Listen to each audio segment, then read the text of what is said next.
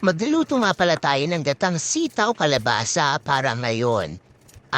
Binalatan ko na ang sibuyas. And then after nyan, yung bawang naman, pitpitin natin, saka natin hiwain. And then, nakita din sa video na naghiwa na ko ng sitaw. Pero hindi ko naprita ang paghiwa ko ng karne. So ayan, first natin igisa ang bawang, isunod ang sibuyas, and then ang karne para naman meron laman ang ating gulay. Pagkatapos igisa ay takpan muna ng sandali.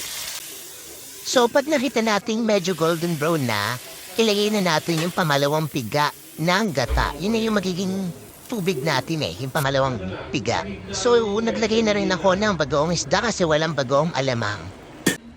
Ayan, kumulo na kaya pwede natin ilagay ang